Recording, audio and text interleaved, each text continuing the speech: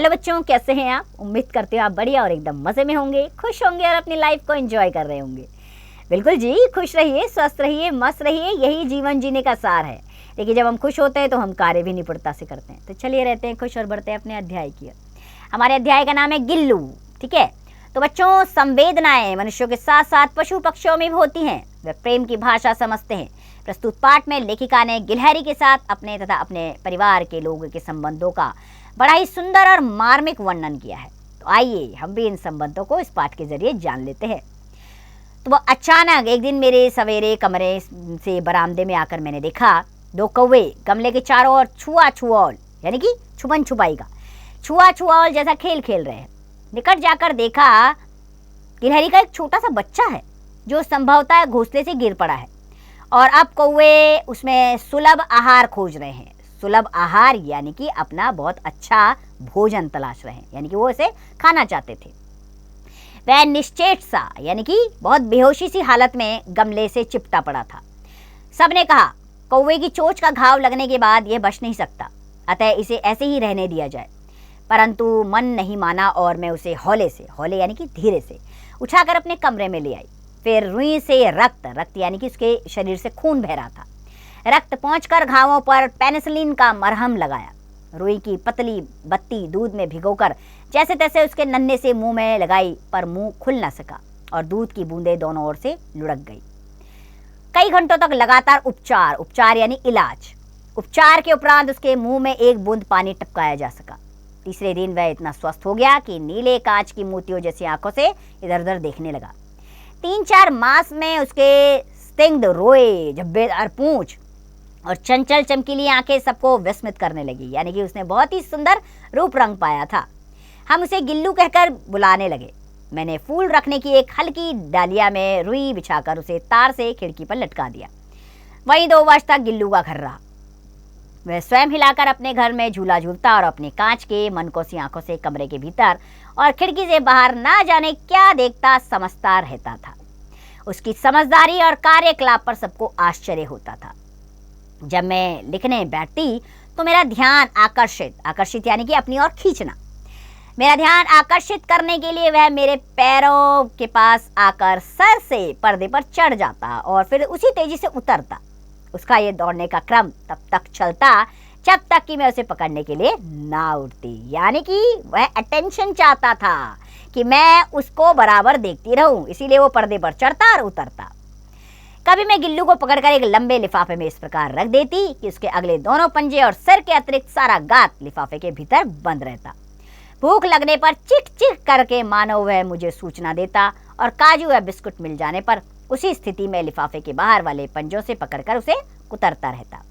फिर गुल्लू के जीवन का प्रथम वसंत आया। नीम चमेली की गंध मेरे कमरे में हौले हौले आने लगी।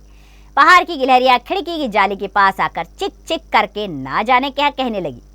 गिल्लू को जाली के पास बैठाकर अपने घर के बाहर झांक कर देखकर मुझे लगा कि इसे मुक्त करने की जरूरत है, यानी कि इसे अब आज़ाद करना चाहिए। मैंने खिड़की की जाली खोल दी। बाहर निकलकर गिल्लू ने राहत की सांस ली। इतने छोटे से जीव को घर में पले कुत्ते बिल्लियों से बचाना भी एक समस्या थी। मेरे कमरे से बाहर जाने पर गिल्लू भी खिड़की की खुली जाली की राह से बाहर चला जाता और दिन भर गिलहरियों के झुंड का नेता बना हर डाल पर उछलता कूदता रहता और ठीक 4 बजे वह खिड़की के भीतर आकर अपने झूले में झूलने लगता।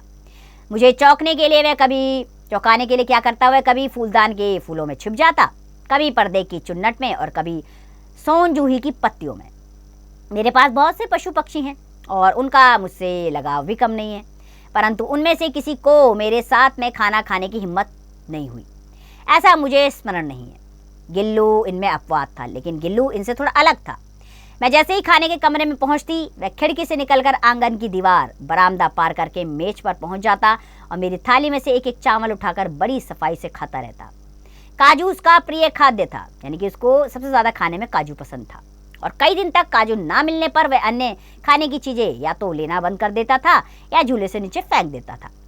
उसी बीच मुझे मोटर दुर्घटना से आहत यानी कि चोट लगने के कारण आहत होकर कुछ दिन अस्पताल में रहना पड़ा। सब उसे काजू दे जाते, परंतु अस्पताल से लौटकर जब मैंने उसके झूले की सफाई की तो उसमें काजू भरे मिले। इससे ज्ञात होता था कि वह इन दिनों अपना प्रिय खाद्य कितना कम खाता रहा होगा। मेरी अस्वस्थता यानी कि मेरी बीमारी के कारण अस्वस्थता में वह तकिए पर से नहाने बैठकर अपने नन्हे नन्हे पंजों से मेरे सिर और बालों को हौले हौले सहलाता था। गर्मियों में जब मैं दोपहर में काम करती रहती तो गिल्लू ना बाहर जाता ना अपने झूले में बैठता। उससे मेरे निकट रहने के साथ गर्मी से बचने का एक सर्वथा नया उपाय खोज निकाला था।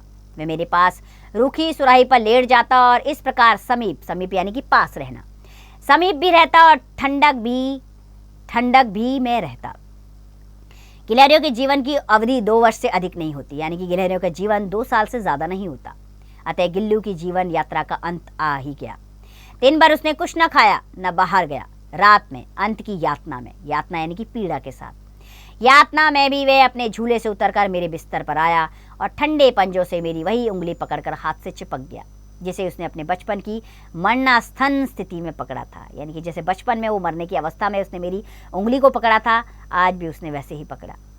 पंजे इतने ठंडे हो रहे थे कि मैंने जाकर अलाव जलाया, यानी कि मैंने थोड़ा आग जलाई और उष्णता यानी कि गर्मी देने का प्रयत्न किया, परंतु प्रभात की प्रथम किरण के स्पर्श के साथ ही किसी और जीवन में जागने के लिए वह सो गया, अर्थात अगला जन्म लेने के लिए वह हमेशा के लिए सो गया। ये था गिल्लू और लेखिका ने उसके साथ कैसे अपना समय बिताया, इसका विवरण उन्होंने इस अध्याय में किया है। चलिए बच्चों, अब अभ्यास प्रश्नों पर आते हैं। मौखिक अभिव्यक्ति का पहला प्रश्न, लेखिका के बरामदे में क्या देखा? लेखिका ने बरामदे में देखा कि कौवे कूं काऊ कर रहे हैं और एक गिलहरी का बच्चा गमले के पास सटकर चिपका हुआ है। इसी प्रकार बाकी के प्रश्नों के उत्तर स्वयं दीजिएगा। लिखित अभिव्यक्ति में पहला प्रश्न, सही उत्तर वाले गोले को रंगिए। पहला है, लेखिका गिलहरी को क्या कहकर पुकारती थी? तो बी वाला विकल्प सही है, गिल्लू। इसी प्रकार बाकी के विकल्प स्वयं चुनिए। ख, रिक्सानों की पूर्ति करनी है। पहला वाक्य है, 2 कौवे गमले के चारों ओर छुआछूल जैसा खेल खेल रहे थे। बाकी के रिक्सान आप स्वयं पूर्ण करेंगे। गौ में सही गलत का निशान लगाना बच्चों। इसमें पहला वाक्य है, गिलहरी का बच्चा कौवे की चोंच लगने से घायल हो गया था, तो इसमें सही का निशान लगाइए। बाकी के वाक्य पढ़कर सही गलत का निशान उनके आगे आप स्वयं लगाएंगे। गौ में पाठांश दिया गया बच्चों, पाठ का अंश, ठीक है। तो इसे आप 2-3 बार बहुत बढ़िया तरीके से पढ़िएगा और इससे संबंधित 4 प्रश्न हैं। इन चारों प्रश्नों के उत्तर आपको इसी पाठांश में से मिलेंगे। डॉ में आपको प्रश्नों के उत्तर लिखने हैं। पहला प्रश्न है, लेखिका ने गिल्लू का उपचार किस प्रकार किया? लेखिका ने गिल्लू को उठाकर अपने कमरे में रखा और उसके शरीर से जो रक्त बह रहा था उसे रुई से साफ किया और वहाँ पेनिसिलिन का वो लगाया, क्रीम लगाई और उसके बाद उसके मुंह में कुछ दूध की बूंद डाली और उसके बाद थोड़ा सा पानी पिलाया। जिस प्रकार लेखिका ने गिल्लू का इलाज किया। बाकी के उत्तर आप स्वयं देंगे प्रश्नों के। कल्पना की उड़ान का प्रश्न आ गया बच्चों, गिल्लू पाठ में करुणा तथा दया का क्या महत्व है? गिल्लू पाठ में करुणा का महत्व यह है कि किस प्रकार दया की दृष्टि से लेखिका ने गिल्लू को देखा और उसे अपने पास रखा। और दया का भाव है कि लेखिका ने को उसके प्रति दया आई, लेकिन वही दया और करुणा का समर्पण गिल्लू ने लेखिका को वापस लौटाया। आइए भाषा की बात यहाँ पर है। निम्नलिखित अनुच्छेद में से शब्दों को ढूंढकर नीचे दी गई तालिका पूरी कीजिए। यहाँ पर अनुच्छेद दिया गया है, इसे आपने ध्यानपूर्वक कर पढ़ना है। अभी अनुच्छेद में से संज्ञा, सर्वनाम, विशेषण और अभिकारी शब्द ढूंढकर आपने इन कॉलमों में लिखने हैं। ख, इसमें पर्यायवाची शब्द लिखने हैं। दूध का पर्यायवाची होता है दुग्ध, ठीक है। इसी प्रकार बाकी के पर्यायवाची स्वयं लिखिए। बहुवचन लिखना है, कमरा का कमरे। बाकी के बहुवचन स्वयं लिखिए।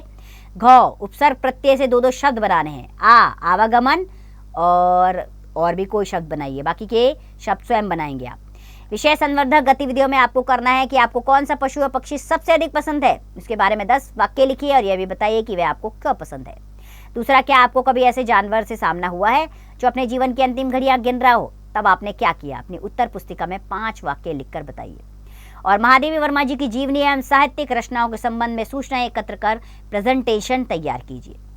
अगला प्रश्न है, प्रेमचंद हिंदी के सुप्रसिद्ध कहानीकार थे, उनकी 2 बैलों की कहानी पढ़िए और उस पर अपने विचार प्रकट कीजिए। और अगला प्रश्न, महादेवी वर्मा की बिंदा, नारी की व्यथा, घिसा आदि रचनाएं पुस्तकालय से पुस्तक लेकर अथवा कंप्यूटर पर पढ़िए। नीलू की कहानी पढ़कर कक्षा में सुनाइए। चलिए लेखिका का परिचय ले लेते हैं बच्चों।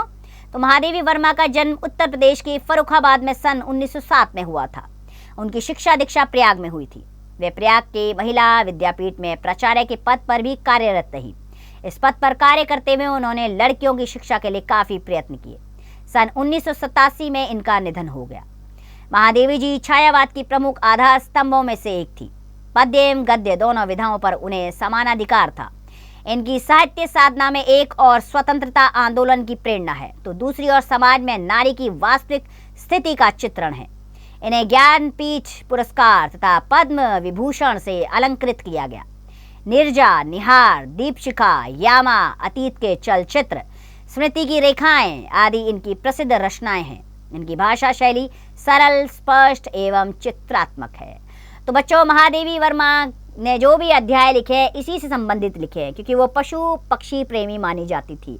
उन्होंने अपने घर में बहुत सारे पशु पक्षी रखे हुए थे जिनका वो इलाज करती थी और उन्हें जीवन देती थी। ये थी महादेवी वर्मा, जो करुणा और दया की मूर्ति थी। तो बच्चों, हमें भी किसी भी प्राणी को सताना नहीं चाहिए। हो सके तो उसकी देखभाल करें। अपने छत पर पक्षियों के लिए दाना पानी का इंतजाम करें। कोई घायल पशु पक्षी मिले तो उसकी सहायता ज़रूर करें। बच्चों, ये करुणा और दया का भाव हम सबको अपने अंदर जीवित रखना चाहिए।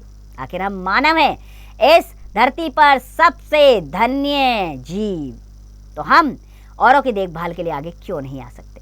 मुझे उम्मीद है कि आप इस कार्य को ज़रूर करते होंगे। आप ज़रूर पशु पक्षियों की देखभाल करते होंगे। मुझे आपसे यही आशा है। इसी उम्मीद के साथ खुश रहिए, स्वस्थ रहिए, मस्त रहिए और इस पाठ का अभ्यास करते रहिए।